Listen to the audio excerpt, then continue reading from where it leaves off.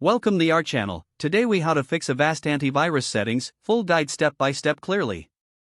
To fix Avast Antivirus settings, start by launching the Avast application on your computer. Once the application is open, navigate to the bottom right corner of the window. Click on the gear icon to access the settings menu. In the settings menu, you will see several sections on the left-hand side.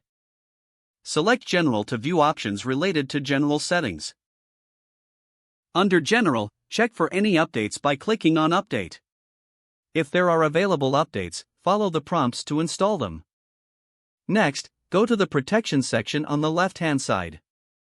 Here, you will find various protection features, including Antivirus, Behavior Shield, and more.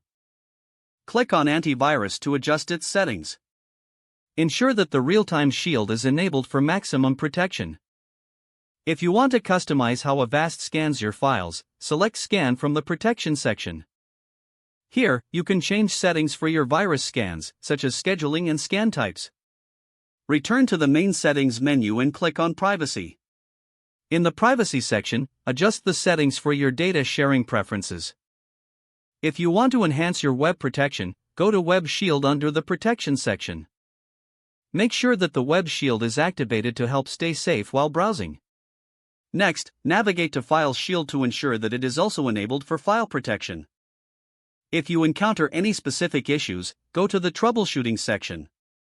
In troubleshooting, you can perform a repair of the application if necessary. Once you have adjusted all desired settings, click OK or Apply to save change. Restart Avast to ensure that all new settings take effect. Finally, check your system's performance and ensure that Avast is functioning correctly after the adjustments. With these steps, you should now have your Avast antivirus settings configured to your preference. If the page does not load, refresh the browser or try again in a private or incognito window. Make sure you are using the correct email address, then retype it carefully to avoid small typos. If your password is not accepted, use the reset option and create a new strong password you can remember. Check your spam folder for verification or security emails, then complete any requested confirmation steps. Enable two-factor authentication if available to improve account security and reduce unauthorized access risk. After signing in, review your profile details so your contact information and settings are accurate and current.